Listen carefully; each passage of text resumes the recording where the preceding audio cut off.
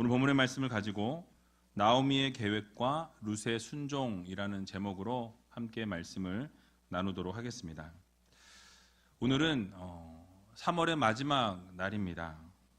이제 완연한 봄이 찾아온 것 같습니다. 목련이 피었고요. 또 길을 가다 보니까 개나리도 또 산에 진달래도 피었습니다. 2019년이 시작한 지 얼마 안 된 것 같은데 벌써 4분의 1이 지나가는 시점에 와 있습니다.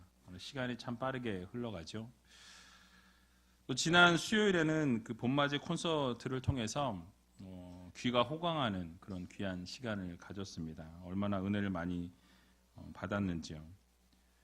또 엊그제 금요일에는 3대가 함께하는 금요 기도회로 할머니 할아버지들 또 자녀들 또 귀한 손주들이 모여서 기도하고 또 안수해주는 그런 시간을 가졌습니다. 참 좋은 시간이었고요. 행복한 시간이었습니다. 또 어제 선교 모임을 2차 모임을 가졌습니다. 22일부터 27일까지 이제 필리핀으로 단기 선교를 나아가게 되는데요. 여러분 같이 기도해 주시고 같이 마음으로 동참해 주시면 감사하겠습니다. 특별히 내일부터는 특별 새벽 기도회가 시작이 되어집니다. 그래서 여러분은 마음에 준비하시고 이번 특별 새벽 기도회를 동참하셔서 하나님께서 이번 특세 동안에 주실 은혜를 여러분 꼭 구하시고 또 모든 기도가 응답되어지고 문제가 해결되어지는 귀한 역사를 맛보시는 여러분들이 되시길 주님의 이름으로 간절히 축원합니다. 이제 룻기 3장에 진입을 했습니다. 지난주 말씀을 잠깐 정리해서 말씀드리면 룻기서는 하나님의 헤세드로 가득 차 있다라고 말씀을 드렸죠. 하나님의 헤세드는 하나님의 사랑, 하나님의 자비, 하나님의 은혜, 하나님의 배려 이런 부분들이라고 말씀을 드렸습니다. 그래서 하나님의 그 모든 헤세드가 우리의 공로에 의한 것이 아니요 하나님의 은혜로 하나님의 전적인 선물로 우리들에게 주어졌다라고 말씀드렸죠. 이와 동시에 룻의 성실함을 빼어놓을 수 없다라고 말씀을 드렸습니다. 그래서 자신을 하나님께서 부르시는 그 부르심을 들은 그 자리에서 성실하게 또 최선을 다하면서 우리가 살아가야 한다라고 말씀드렸죠. 평범한 하루하루를 통해서 하나님은 큰 축복을 우리에게 주신다라는 말씀입니다. 그래서 부르신 그 자리에서 사명을 다하고 우리가 충성으로 하나님 앞에 나아가게 될 때에 결국 하나님께서는 우리들에게 복을 주신다라는 것이죠. 성경의 많은 인물들도 매일매일의 그 소소한 삶 속에서 일상 속에서 하나님의 부르심을 경험했고 결국 하나님의 귀한 쓰임을 받았던 것처럼 우리의 삶 가운데서도 하나님이 부르신 그 자리에서 불평과 불만과 원망보다는 하나님이 불러주신 것에 감사하면서 날마다 우리가 성실하게 최선을 다해야 합니다라는 말씀을 드리면서 말씀을 마무리했습니다. 오늘 본문은 이제 보아스가 기업을 물을 자이다라는 것을 룻에게 말한 나오미가 이제 룻과 함께 어떻게 앞으로 살아가야 하는지 앞으로 어떻게 계획하고 있는지에 대한 부분이 오늘 성경 본문에 나와 있는 것을 보게 됩니다. 그래서 어떻게 보게 되면 너무 황당한 것 아닌가, 꼭 이렇게까지 해야 하나라는 생각이 들 정도의 요구를 하는 것을 오늘 보게 됩니다. 그런 나오미의 계획과 이 룻의 순종을 통해서 하나님께서 과연 우리들에게 허락해 주시는 말씀이 무엇인지 또 깨닫게 하시고자 하는 것이 무엇인지 오늘 본문을 함께 살펴보도록 하겠습니다. 오늘 본문 1절을 보게 되니까 나오미가 이 보아스와 결혼을 시키길 원한다라는 뜻을 밝히고 있는 것을 보게 됩니다. 우리 본문 1절을 같이 한번 읽어보도록 하겠습니다. 룻의 시모 나오미가 그에게 이르되 내 딸아 내가 너를 위하여 안식할 곳을 구하여 너로 복되게 하여야 하지 않겠느냐. 아멘. 자, 이제 시어머니 나오미가 룻을 향해서 내 딸아 라고 부르고 있습니다. 그러니까 자부가 아니라 이제는 내 딸처럼 여기는 그 시어머니의 마음이 느껴집니다. 정말 어머니의 사랑이 이 내 딸아라는 이 간단한 단어에 담겨 있다라는 것이죠. 즉 이 말을 통해서 너를 위해서 이제는 안식할 그 곳을 내가 예비해 주길 원한다. 그리고 결국 그걸 통해서 너로 복되게 하길 원한다라고 오늘 성경은 말씀하죠. 즉 나오미는 룻을 바라보면서 날마다 안쓰러웠습니다.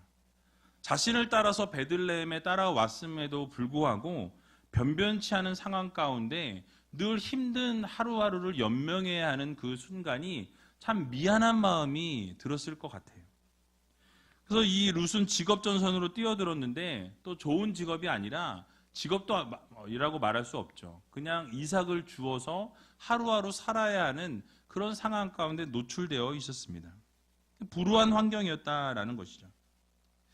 게다가 나오미에게는 이 엘리멜렉의 가문의 대를 이어야 하는 그런 사명이 있었습니다. 그러나 여러분들에게 말씀드렸던 것처럼 모압으로 이사 갔을 때 남편을 잃게 되고 두 자녀까지 잃게 되었다라고 성경은 말씀하죠. 이때 이미 모든 희망과 가능성을 아마 나오미가 내려놓았을 것입니다. 하지만 가망이 없다고 생각했던 그 일이 이 룻을 통해서 하나님이 이루고자 하시는 것을 이 나오미가 깨닫게 됩니다. 그래서 작은 신락 같은 가능성을 보게 되는 것을 우리가 오늘 본문을 통해서 알게 됩니다.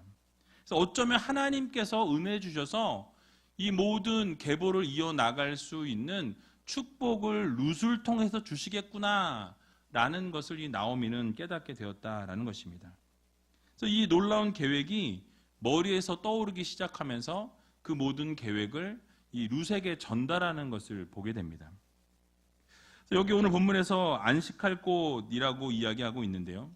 이 안식할 곳은 곧 결혼을 통해서 꾸며질 가정을 이야기하고 있습니다. 이 고대 이스라엘 사회는 남성 위주의 사회였습니다. 그래서 죄송하지만 남편과 아들이 없는 과부는 이 생계가 그 당시엔 너무너무 어려웠다라는 거예요. 게다가 신변의 안전에 대한 보장도 남편이 없었기 때문에 신변을 보장받을 수도 없었던 시대였습니다. 그래서 나오미는 정말 어머니의 마음으로 이 룻을 이 과부의 비참한 생활 속에서 벗어나게 해주고 싶었다라는 거예요.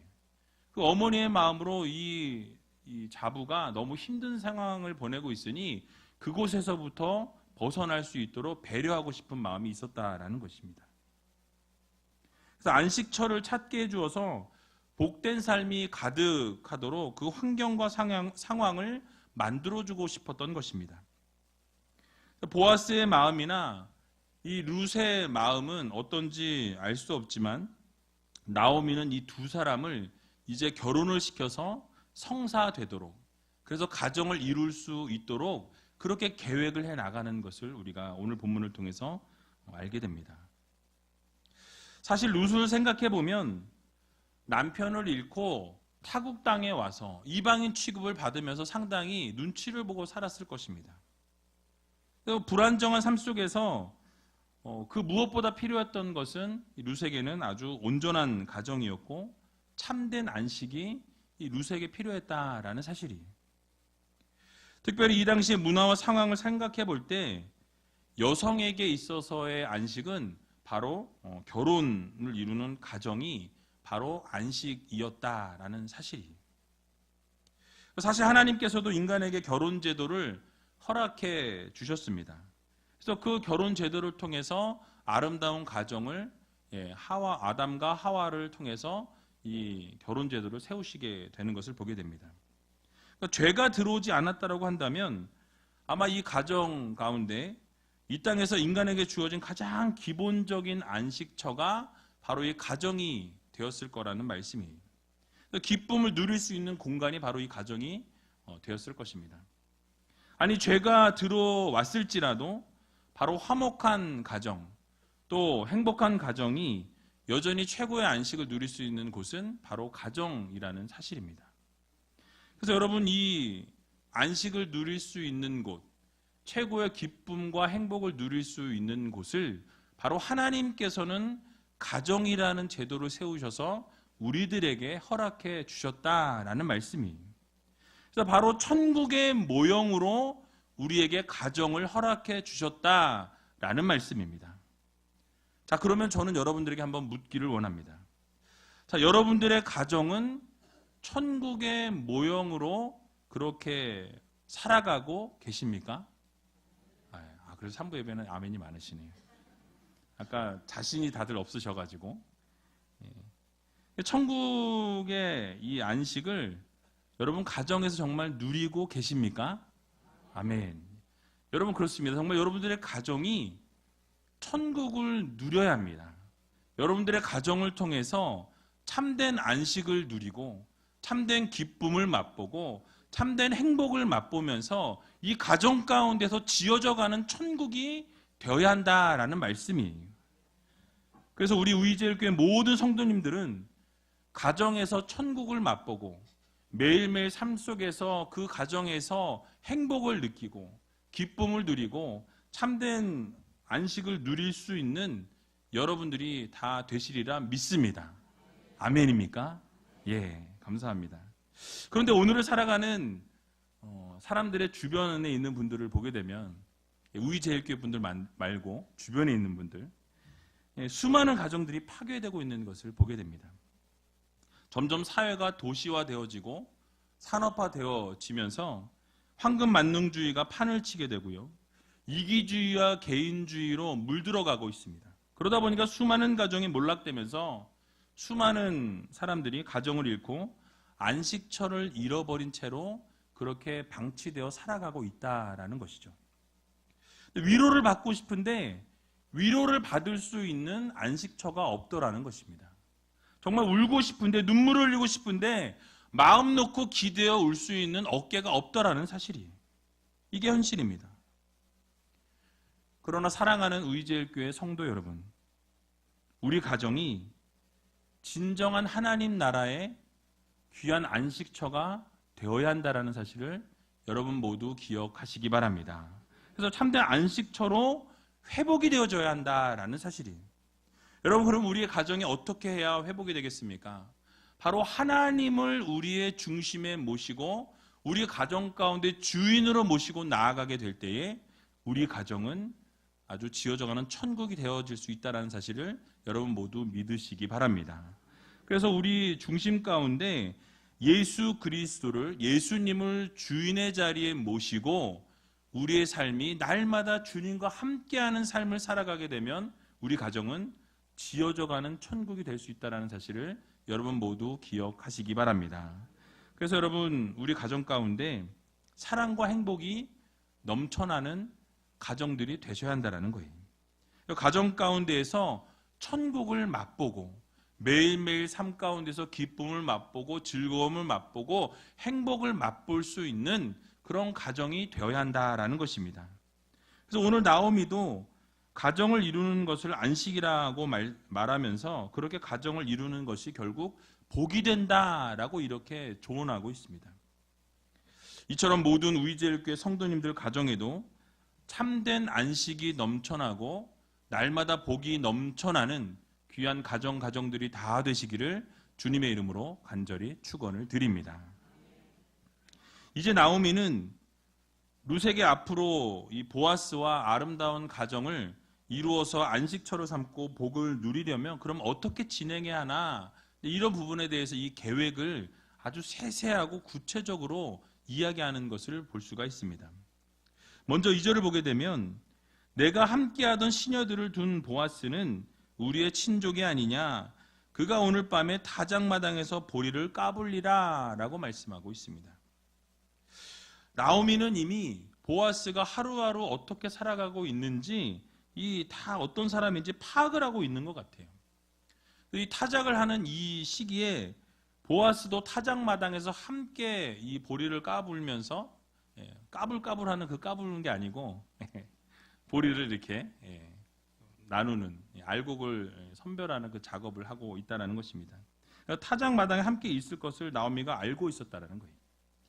그래서 보아스가 오늘 밤에 타작마당에서 이 보리를 까불 것이니까 그때를 잘 준비해라 라고 이야기하죠. 왜 이런 조언을 했냐 하면 팔레스틴 지역에서는 그 당시 일반적으로 타작을 주로 밤에 했다고 합니다. 밤에 하면 잘 안 보일 텐데요. 이 키즈를 하기 위해서 알곡 위에 쭉정이와 이 집들을 날려보내려면 바람이 필요했다라는 거예요. 그러니까 개인적인 집에서 작게 하려면 그냥 키즈를 하면 되는데 이것이 뭐 개인적으로 하는 것이 아니라 큰 밭을 가지고 있는 갑부였습니다. 그래서 바람이 필요한데 해가 질 무렵에 5시부터 이 해가 지는 무렵 그 사이에 그 지중해로부터 해풍이 불어왔다 그래요. 바람이 항상 그 오후 5시 이후에 그 바람이 팔레스틴 지역으로 불어오게 됩니다. 타작하기에 가장 알맞은 바람이 불어오는 시간이 이 5시부터 해가 진 이후 그 시간에 바람이 불었다라는 것이에요. 또 그 시간이 바람이 불었을 뿐만 아니라 낮에 이 따가운 햇살을 맞이하면서 힘들어 하니까 그것을 피하기 위해서 본격적인 타작은 거의 이 팔레스틴 지역은 밤에 타작을 이루었다라고 합니다. 그러다 보면 일이 끝나게 될 때에 밤이 너무 늦게 되니까 일꾼들이 집으로 가지 못하고 그냥 그 타작 마당에서 자게 되는 것이 보통 비일비재하게 일어났다라는 것입니다. 그래서 나오미는 성실하고 근면했던 이 보아스가 그곳에서 타작 마당에서 일을 하다가 돌아가지 아니하고 그곳에서 함께 일꾼들과 누울 것이다라는 것을 알고 있었다라는 사실이에요. 그러니까 타작마당에 보아스가 있을 예정이니까 준비를 하라는 것입니다. 그래서 어떻게 준비를 하라고 조언합니까? 오늘 본문 3절과 4절에 보면 나타나 있습니다. 우리 같이 한번 읽어보겠습니다. 그런즉 너는 목욕하고 기름을 바르고 의복을 입고 타작마당에 내려가서 그 사람이 먹고 마시기를 다하기까지는 그에게 보이지 말고 그가 누울 때에 너는 그 눕는 곳을 알았다가 들어가서 그 발치 이불을 들고 거기 누우라. 그가 너의 할 일을 내게 고하리라. 아멘. 자, 나오미는 어떻게든 이 보아스와 룻이 성사되게 하기 위해서 가만히 본문을 보면 엄청나게 연구한 것 같아요. 어떻게 하면 이 보아스와 룻을 연결해 줄 수 있을까? 맺어 줄 수 있을까? 요때 이렇게 하면 이렇게 해서 결국은 이렇게 성사되겠지. 예, 이런 마음을 가지고 하나하나 연구하고 생각했던 것 같아요. 가만히 보면 무슨 007 작전을 하는 것처럼 밤에 될 때까지 숨어 있어라. 그리고 눕는 것을 보고 그 자리에 가서 발치에 누워라. 그래도 이불을 들추고 꼭 누워야 한다. 뭐 이제 이런 지령을 내렸다라는 거예요. 여러분, 보아스가 언제 어디서 무엇을 하는지 파악을 이미 했고요. 이 보아스의 성격과 기호를 다 파악한 것으로 보여집니다. 왜냐하면 나오미가 말하는 것을 보게 되면 굉장히 치밀하고 구체적으로 이야기하고 있기 때문입니다. 그래서 나오미가 룻에게 깨끗하게 목욕을 하고 또 기름을 바르고 의복을 입으라고 말씀하고 있어요. 즉 사랑스럽게 보이라는 거죠. 근데 사실 밤에 뭐 보이겠습니까? 보이지 않을 거예요. 근데 가능한 한 깨끗하고 단정하게 준비하라라는 것입니다. 이것은 외모뿐만이 아니라 보이지 않을지라도 보아스를 신랑으로 맞기 위한 내면의 준비를 하라라는 그런 명령이었어요. 그리고 무엇을 말합니까? 그 사람이 먹고 마시기를 다하기까지는 그에게 보이지 말고 라고 말씀하죠. 뭐 숨바꼭질 하라는 겁니까? 예, 아니에요. 나오미가 이렇게 말한 이유는 정확하게 알 수는 없지만 룻이 바로 보아스의 타작마당에 간 것을 이 주변 사람들이 알게 되거나 보게 되면 어떤 문제가 생길 수도 있으니까 이렇게 숨어 있으라는 거예요. 동시에 보아스가 먹고 마시는 이 식사 시간에 흥이 깨어지지 않도록 숨어 있으라라고 조언하고 있는 것입니다. 그리고 그 다음에 행동이 좀 수상해요. 뭘 이야기합니까? 보아스가 눕는 곳을 알았다가 어디에 눕는지 잘 보라는 거예요. 다른 남자 곁에 가서 누우면 안 되니까. 그래서 보아스가 눕는 곳을 잘 알아두었다가 그 발치 이불을 들고 그리고 그 밑에 들어가서 누우라라고 말씀하죠. 자, 여기서 이불을 들라라는 말에는 이불을 걷어서 바로 보아스의 다리를 드러낸다라는 의미를 지니고 있습니다. 이 구절을 보면서 은큼한 상상을 하시는 분들이 계세요. 근데 본문에서 어떠한 성적인 접촉에 대해서는 이야기하지 않고 있습니다. 언급이 없어요. 근데 우리가 상상의 날개를 한번 펼쳐볼 필요가 있습니다. 어두운 밤에 한 여인이 아름답게 치장을 하고 꾸미고 향수를 바르고 기름을 바르고 그렇게 나타났어요. 그 남자가 잠들어 있는 방에 들어갈 계획을 꾸밉니다. 여러분, 보아스의 입장에서 보면 어떻게 보면 상당히 황당한 일이에요. 예측하지 못한 일을 당하게 되는 그런 상황입니다. 근데 이불을 들쳤는데 갑자기 밑에서 누가 인기척이 나는 거예요. 누군가가 눕는 느낌을 경험하게 됩니다. 시간이 좀 지나니까 향기가 막 나기 시작해요. 발밑에서부터 향기가 올라오는 거예요. 여러분, 그러고 보니까 이 냄새가 코를 찌르고 누군가가 발밑에 있다는 것을 깨닫게 됩니다. 여러분, 어떠실 것 같아요? 아마 신난다고요? 깜짝 놀라겠죠. 이 보아스가 거절한다면 여러분은 어떻게 되겠습니까? 문제가 발생할 수밖에 없는 상황이었어요.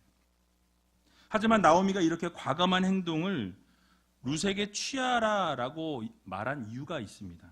무엇이냐면 지난번에도 한번 말씀드린 것처럼 이 고엘 제도, 이 계대 결혼이라는 이 제도가 이 이스라엘 가운데 있었습니다. 그래서 이 기업을 물을 자가 있으면 그 사람이 그 모든 책임을 져야 한다라는 거죠. 근친인 보아스에게 이 고엘의 의무를 말을 하지 아니했지만 그 발치에 누워서 바로 이것을 네가 지금 해결해야 할 상황이다라는 것을 몸으로 표현하고 말하고 있다라는 것이에요. 그래서 고엘의 의무를 요구함을 통해서 이 고엘 제도 안에서 자신의 정당한 권리를 지금 나타내고 있는 것입니다. 뿐만 아니라 나오미가 이 본문에 나오진 않았지만 추수하는 기간 동안에 계속해서 룻과 보아스의 교감을 좀 느꼈을 것 같아요. 아, 지금 보니까 조금 썸을 타고 있구나. 썸을 타고 있으니까 언제가 돼서 이때쯤 해서 이렇게 하면 이루어지겠다라는 아마 이런 계산을 나름대로 했을 것 같아요. 추수가 다 끝나고 이제는 타작하는 그 과정 가운데 이르게 될 때 서두르지 않고 결정적인 타이밍을 노리게 됩니다. 기다렸던 거예요. 그리고 결정적인 순간에 적극적으로 사랑을 표현하도록 그렇게 옆에서 거들었다라는 것입니다. 결국 보아스의 사랑을 받아내게 되고요. 사랑을 표현함을 통해서 사랑이 이루어지게 되는 것을 우리는 알 수가 있다는 것입니다. 결국 모든 사랑을 표현한 이후에 보아스가 룻에게 할 일을 고할 것이다 라고 이야기합니다. 즉 이것은 보아스가 모든 것을 결국 책임지게 될 거라는 말씀이에요. 모든 것을 다 보아스가 알아서 할 것이니 그에게 맡기라 라는 것이죠. 사실 이것은 다음 주에 이제 to be continue입니다. 그거에 대해서 보아스가 어떻게 처리하는지 여러분들에게 말씀을 드릴 거예요. 가만히 이 모습을 보게 되면 나오미는요, 이 사랑의 고수였던 것 같아요. 연애 경험이 많았던지 아니면 그 모든 것을 다 꿰고 있었는지 하여튼 그 좋은 조언들을 해주면서 아름다운 사랑의 열매를 맺게 됩니다. 그래서 룻이 사랑의 표현을 적극적으로 보이게 되면 결국 보아스도 그 룻의 사랑의 표현에 반응하게 되는, 그래서 결국 그런 것을 통해서 아름다운 가정이 이루어지게 되는 것을 꿈꾸고 계획했다라는 것이죠. 근데 이 모든 것 가운데 가장 중심에 있는 것은 무엇입니까? 바로 하나님이 모든 것을 움직이셨다라는 거예요. 결국 하나님께서 모든 것을 계획하셨고 이 나오미의 조언을 통해서 이루어진 일이지만 결국 그 모든 것을 주관하시는 분은 누구십니까? 하나님이시라는 거예요. 하나님. 그래서 이 하나님께서 모든 것을 이루시고 주관하시고 하나님의 손길이 이 가운데 존재했다라는 말씀이죠. 결국 이렇게 어려운 일들을 룻에게 조언하고 명령할 때 이 룻의 반응은 어떻습니까? 오늘 본문 5절에 보면 이 룻의 반응이 나와 있어요. 우리 같이 한번 5절 읽어보도록 하겠습니다. 룻이 시모에게 이르되 어머니의 말씀대로 내가 다 행하리이다 하니라. 아멘. 룻이 뭐라고 말씀하죠? 어머니가 말씀한 그대로 내가 어떻게 하겠나이다? 행하겠나이다, 순종하겠나이다 라고 말씀을 하고 있습니다. 여러분, 어떻게 보면 룻이 볼 때 지금 나오미가 하고 있는 조언은 상당히 황당할 수가 있어요. 어떻게 지금 이런 조언을 할 수가 있지? 어떻게 남의 남자의 발밑에 가서 그렇게 누우라고 할 수가 있지? 밤에 찾아가서 이런 일을 하라고 할 수가 있지? 예, 이성적으로 생각하면 이것이 참 말이 안 되는 것을 지금 요구하고 있다는 것입니다. 그런데 그런 충격적인 지시를 받고 그러한 경험을, 황당한 경험을 했음에도 불구하고 이 감정을 드러내거나 어떤 생각에 토를 달지 않았다라는 거예요.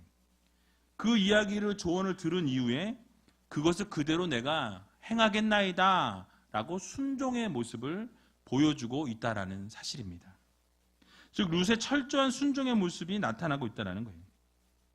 어쩌면 룻은 이 고엘 제도에 대해서 잘 모를 수도 있어요. 알더라도 그것을 정확하게 진단하지 못했을 수도 있습니다. 이 나오미의 요구가 납득할 수 없는 지시였기 때문에 행하기 어려웠던 부분이 분명히 있었을 거라는 거예요. 분명히 다른 문화권에 살았던 사람이기 때문에. 그럼에도 불구하고 룻은요, 시어머니 나오미가 지시하고 계획하고 요구했던 그 모든 것을 어떻게 합니까? 그대로 행했다라고 성경은 말씀하고 있다는 거예요.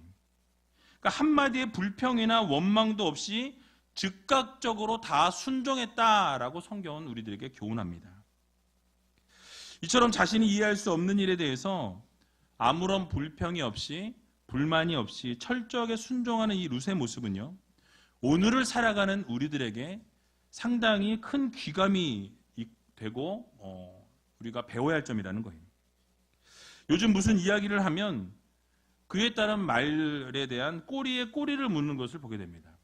어떻게 말을 하게 되면 그에 대한 이유가 수도 없이 달리는 것을 보게 되죠. 그래서 이렇게 말을 어떻게 전달을 하면 순종이 그냥 일어나는 게 없어요. 왜 이래야 하냐? 왜 저래야 하냐? 이렇게 하면 안 되냐? 저렇게 하면 안 되냐? 이것이 맞다, 저것이 맞다, 이것은 틀리다. 뭐 이렇게 달리는 말들이 너무나 많이 있다라는 거예요. 갖가지 이유와 불평과 원망이 하늘을 찌른다라는 사실이에요. 그러나 오늘 룻이 보여주고 있는 모습은 어떠합니까? 이해할 수 없는 순종을 요구할 때 하나님의 말씀이라면 그 말씀대로 순종하는 이 룻의 모습을 우리는 배워야 한다는 사실이에요. 우리는 믿음으로 그대로 순종하고 따를 수 있는 믿음의 자녀들이 되어야 할 것입니다. 만약 모든 계획을 나오미가 다 세웠지만 만약에 룻이 이 계획을 따르지 않았다라고 한다면, 이 말을 순종하지 않았다라고 한다면 바로 룻에게는 안식이 없었을 거라는 거예요. 그리고 결국 하나님의 그 복을 누리는 계보를 이을 수 없었을 것이라는 말씀입니다. 그러므로 하나님께서 말씀하시고 명령하시는 것은 무조건 순종을 이룰 수 있는 여러분들이 다 되시기 바랍니다. 왜냐하면 그것이 우리에게 복이 되기 때문에 그렇습니다.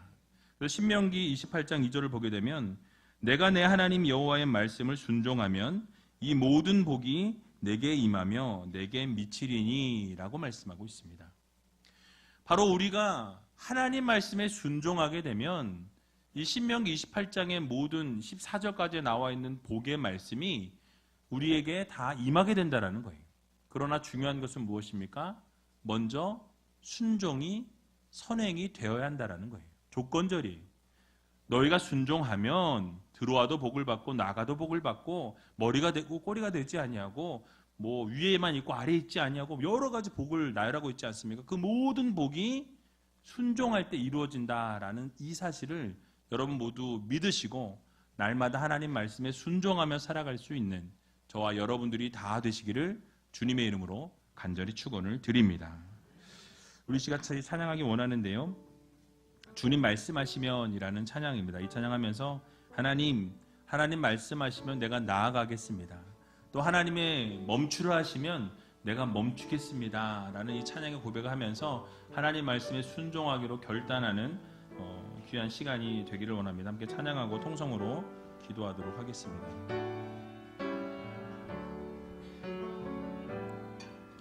주님 말씀하시며 내가 나가리라. 주님 뜻이 아니며 내가 멈춰서리라.